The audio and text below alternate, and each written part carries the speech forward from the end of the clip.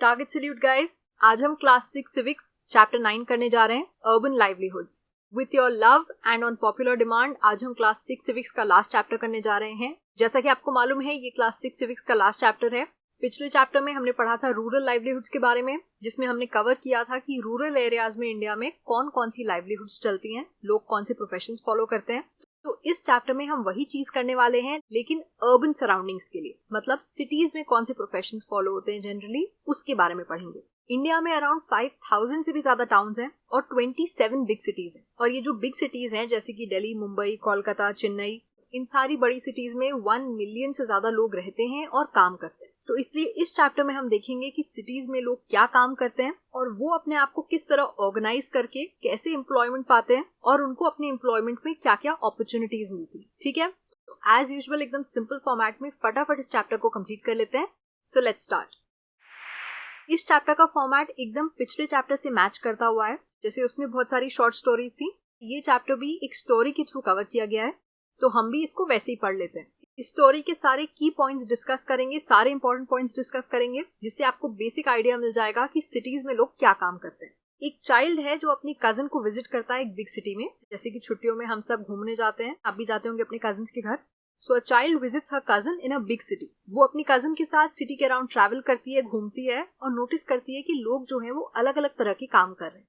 तो जितने भी मीन्स ऑफ लाइवलीहुड इस चैप्टर में डिस्कस किए गए हैं, वो इसी बच्चे की नजरों के थ्रू दिखाए गए हैं कि वो ऑब्जर्व कर रही है कि लोग क्या क्या काम कर रहे हैं। सबसे पहली चीज जो उस बच्चे ने नोटिस करी वो थी वेंडर्स एंड वर्कर्स जो स्ट्रीट पे काम कर रहे हैं। स्ट्रीट वर्कर्स के लिए हमें और ज्यादा कॉन्टेक्स्ट मिल जाए, इसलिए चैप्टर में एक छोटी सी स्टोरी दी हुई है, द स्टोरी ऑफ बच्चू मांझी, जो एक रिक्शा पुलर है, जो रिक्शा चलाते हैं। उनके बारे में बताया गया है कि वो पहले बिहार में रहते थे और वहां पे एक मेजन का काम करते थे। मेजन कौन होता है?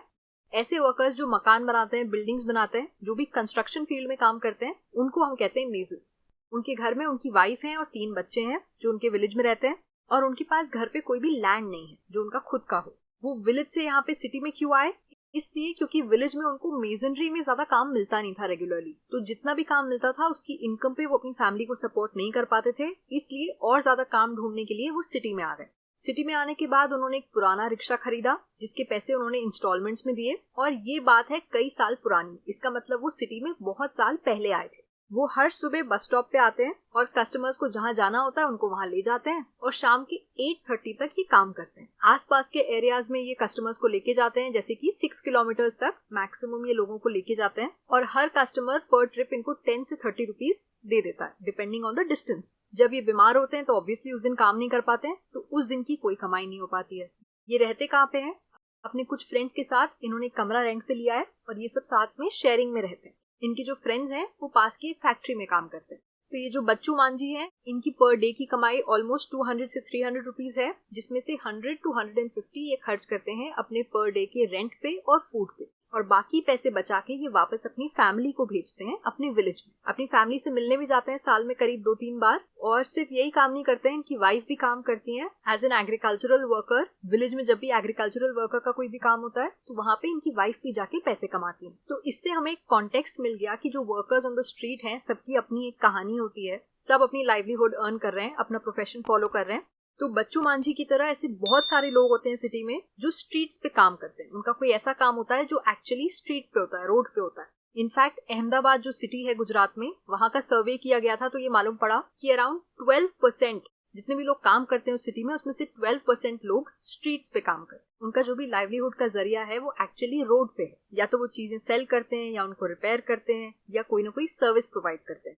जैसे कि ये रिक्शा पुलर थे, that is also a service, right? तो जो भी वर्कर्स स्ट्रीट पे काम करते हैं उनके पास एक कॉमन कुछ फीचर्स होते हैं या उनकी कुछ कॉमन प्रैक्टिसेस होती हैं। जैसे कि वो खुद का काम करते हैं, they work on their own, किसी और ने उनको एम्प्लॉय नहीं किया होता है, इसीलिए वो अपना काम जो है वो खुद ऑर्गेनाइज करते हैं। उसकी सारी रिस्पॉन्सिबिलिटी उनकी खुद की होती है। उनको प्लान करना होता है कि वो कितना परचेज करेंगे और अपनी शॉप जो है वो कहाँ पे लगाएंगे और कैसे लगाएंगे। फॉर एग्जाम्पल हम ले लेते हैं, कोई वेंडर है जो रोड पे चाय समोसे बेच रहे हैं, तो उनको ये डिसाइड करना है कि उनको कितने समोसे बनाने हैं और उनको अपनी शॉप कहाँ पे लगानी है, कौन से एरिया में लगानी है और कैसे सेल करना है। कि जो भी शॉप्स होती हैं वो जनरली एक टेम्पररी स्ट्रक्चर होती है, मतलब ये परमानेंट कंस्ट्रक्शन नहीं करवाते हैं। न्यूज़पेपर्स पे, बोर्ड्स पे, कार्डबोर्ड बॉक्सेस पे काफी बारी अपना सामान कैरी करते हैं, या फिर 2 पोल्स पे शीट लगा के या चादर लगा के वहां पे सेल करने लग जाते हैं। अपने खुद के कार्ट्स यूज करते हैं, ठेले यूज करते हैं, या फिर सिंपली एक चटाई बिछा के या प्लास्टिक की शीट बिछा के पेवमेंट पे सेल करते हैं। तो इस तरह के डिफरेंट सेटअप्स होते हैं, लेकिन इन सब में कॉमन बात क्या होती है, ये सब टेम्पररी स्ट्रक्चर्स हैं, कुछ भी परमानेंट कंस्ट्रक्शन नहीं होता।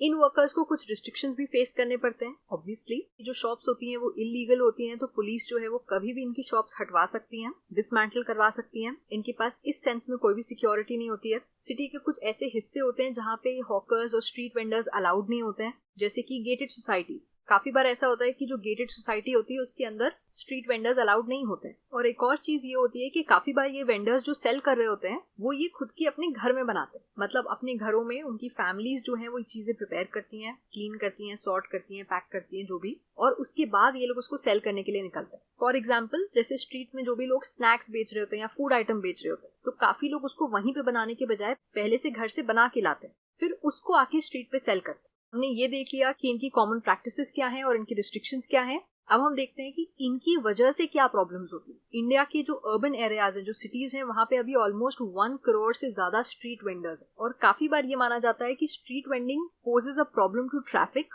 And to people who are walking on the streets. जैसे अगर पेवमेंट क्यों बनाए गए, पेवमेंट इसलिए बनाए गए कि लोग उस पर चल सके, उनको रोड पे ना चलना पड़े, लेकिन पेवमेंट्स पे अगर दुकानें लगी होंगी तो लोग उस पर चल नहीं पाएंगे। या फिर काफी बार जो स्ट्रीट वेंडर्स होते हैं उनकी वजह से ट्रैफिक जैम्स हो जाते हैं, ट्रैफिक स्लो हो जाता है। तो ये सब प्रॉब्लम्स हैं जो सोशल लाइफ में स्ट्रीट वेंडर्स की वजह से बाकी लोगों को फेस करनी पड़ती हैं। तो अब इसका सोल्यूशन क्या है? भाई उनको भी अपनी लाइवलीहुड कैरी ऑन करनी है, उनको भी पैसे कमाने हैं, और ये सोशल प्रॉब्लम्स भी अवॉइड करनी है। तो इसलिए अब क्या किया गया है, काफी ऑर्गेनाइजेशंस ने मिलकर इसमें काम किया है, और अब इसको एक जनरल बेनिफिट रिकॉग्नाइज किया गया है। ये माना गया है कि हाँ ठीक है, इन लोगों को भी अपनी लाइवलीहुड अर्न करने का हक है, उनको पैसे कमाने का हक है। तो इसलिए अब टाउन्स और सिटीज में हॉकिंग जोन्स बनाए जा रहे हैं, ऐसे एरियाज डिमार्केट कर दिए जा रहे हैं जहाँ पे स्ट्रीट वेंडर्स अपनी दुकानें लगा सकते। इनके लिए अब नए रूल्स भी बन रहे हैं, जिससे इनके पास अब नई जगह हो काम करने की, जहाँ पे ये अपनी स्टॉल्स पुटअप कर सकें, और इस तरह से अपने स्टॉल्स पुटअप कर सकें कि बाकी लोगों को भी प्रॉब्लम ना हो और ट्रैफिक में भी कोई प्रॉब्लम ना हो।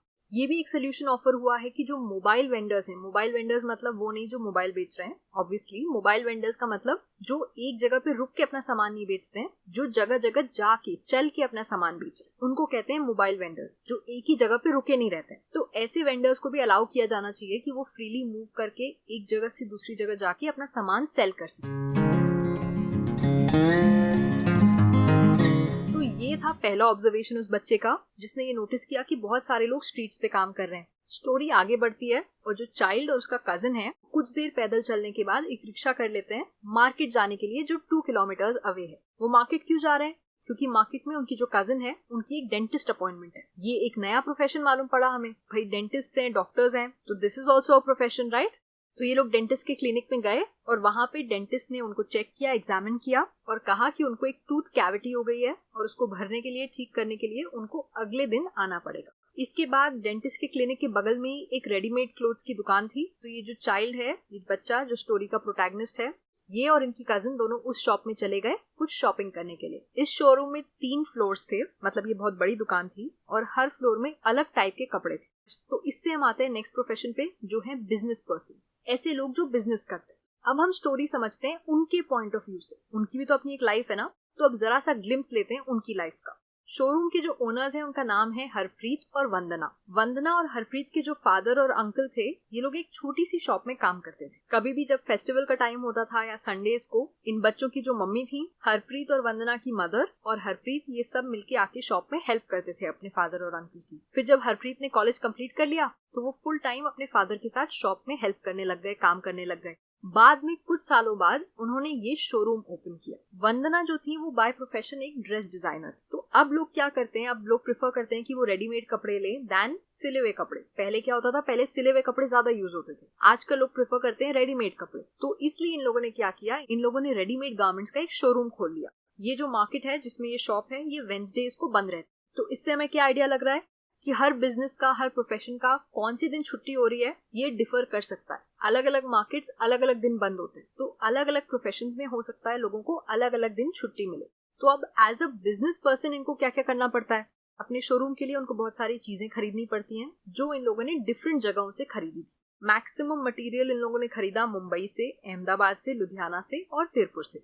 कुछ मटेरियल नोएडा और गुड़गांव से भी आया था। और कुछ ड्रेस आइटम्स ये लेके आए थे फॉरेन कंट्रीज से। तो आप देखो कितना वेरिड है जो सोर्स है, कि डिफरेंट जगहों से, कितनी वेरिड जगहों से ये सामान लेके आ रहे हैं अपनी शॉप में सेल करने के लिए। सामान लाने के अलावा और भी बहुत सारे काम होते हैं जो शॉप को प्रॉपर्ली रन करने के लिए काम आते हैं। जैसे कि इनको एडवर्टाइज करना पड़ता है। लोगों को मालूम कैसे पड़ेगा कि आपकी शॉप है जहाँ पे ये सामान मिलता है, तो एडवर्टाइजमेंट जरूरी है। तो ये लोग न्यूज़पेपर्स में, सिनेमा थिएटर्स में, टेलीविजन पे, रेडियो चैनल्स पे, इन सब जगहों पे एडवर्टाइज करते थे, एड्स देते थे, जिससे लोगों को आइडिया लगे, मार्केटिंग हो कि हमारी शॉप है, वहां पे आइए और ड्रेसेस खरीदिए। इन लोगों ने कपड़ों के लिए बहुत अट्रैक्टिव डिस्प्लेज भी यूज किए। आपने देखा ना, मैनिक्विन्स लगे होते हैं जो अच्छे अच्छे कपड़े पहन के खड़े रहते हैं। तो अगर बाहर से किसी को वो कपड़े अच्छे लगते हैं, अच्छे से डिस्प्ले किए गए होते हैं, तो कस्टमर के अंदर आने के चांसेस बढ़ जाते हैं, राइट।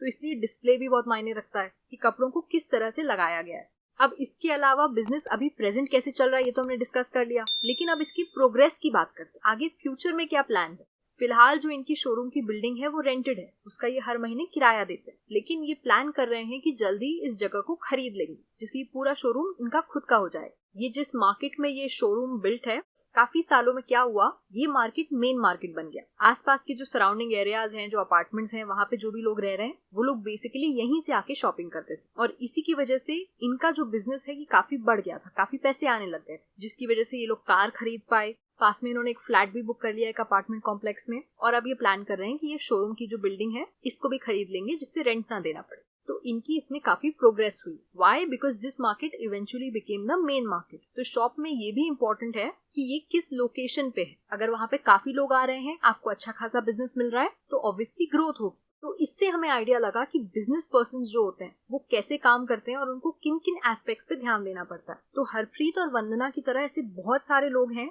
जो अपनी शॉप्स ओन करते हैं और अपना बिजनेस चलाते हैं। एक सिंपल से चार्ट के थ्रू हम समझ लेते हैं कि इनको क्या करना पड़ता है और कैसे करना पड़ता है अपना बिजनेस रन करने के लिए। ये जो शॉप्स हो सकती हैं, ये हो सकता है छोटी शॉप हो या बड़ी शॉप हो, और सारी शॉप्स अलग अलग टाइप की चीजें सेल करती हैं। They sell different things. Maximum business persons जो होते हैं वो अपनी शॉप खुद मैनेज करते हैं और कोई और उनको एम्प्लॉय नहीं किया हुआ होता। ये उनका खुद का बिजनेस होता है, ठीक है। लेकिन जो बिजनेस ओनर है वो भले ही किसी और के लिए काम नहीं कर रहा है, लेकिन वो खुद बहुत सारे लोगों को एम्प्लॉय करते हैं। जो दुकान के वर्कर्स होते हैं, शॉप के वर्कर्स होते हैं, उनको एम्प्लॉय करते हैं, उनको नौकरी पे रखते हैं और उनको हर महीने तनख्वाह देते हैं, सैलरी देते हैं। अब जैसे स्ट्रीट वर्कर्स के टाइम पे हमको मालूम पड़ा था कि वो जो है वो लीगल वर्क नहीं है। मतलब स्ट्रीट वर्कर्स को काफी बार ऐसा होता है कि लाइसेंस नहीं मिलता है काम करने के लिए, और इसीलिए पुलिस उनकी जो दुकान होती है, जो टेम्पररी शॉप वो सेटअप करते हैं, उसको हटा सकती है। लेकिन ये जो परमानेंट शॉप्स हैं, इनके साथ ऐसी कोई प्रॉब्लम नहीं है। इनके पास बिजनेस करने का लाइसेंस होता है जो म्युनिसिपल कॉर्पोरेशन ने इनको दिया होता है, इसीलिए ये परमानेंट शॉप्स होती है। और कौन से दिन मार्केट बंद रहेगा, कौन से दिन उस मार्केट में छुट्टी होगी, ये भी म्युनिसिपल कॉर्पोरेशन ही डिसाइड करती है। सारे मार्केट्स में बहुत सारी चीजें होती हैं, काफी स्मॉल ऑफिसेज और शॉप्स भी होती हैं, जैसे कि बैंक्स, कुरियर सर्विसेज, मतलब एनीथिंग एंड एवरीथिंग जो हमें रिक्वायर्ड है, कोई भी सर्विस या प्रोडक्ट जो हमें चाहिए, उसके चांसेस ये हैं कि आपको अपने आसपास के मार्केट्स में वो सब मिल जाएंगे। और इन शॉप्स को कौन रन कर रहा होता है? बिजनेस पर्सन्स जो अपना बिजनेस खुद मैनेज कर रहे होते हैं। तो अभी तक हमने काफी सारे प्रोफेशंस के बारे में समझ लिया, मेनली स्ट्रीट वर्कर्स के बारे में, थोड़ा बहुत जो प्रोफेशनल्स होते हैं जैसे कि डेंटिस्ट, डॉक्टर्स, इनके बारे में, और काफी सारा बिजनेस पर्सन्स के बारे में। यहाँ तक हमने पढ़ लिया part 1 of this chapter. Next part में हम इस चैप्टर को कंप्लीट करेंगे after we learn about factory workers, call centres and office workers. अगर आपको ये लेक्चर पसंद आया हो गाइस, तो प्लीज सब्सक्राइब करिए। आपका हर लाइक और कमेंट हमारी टीम को बहुत ज्यादा मोटिवेट करता है, इंस्पायर करता है। I'll see you guys next time with the next part of this chapter. तब तक के लिए stay safe and study well. Bye bye.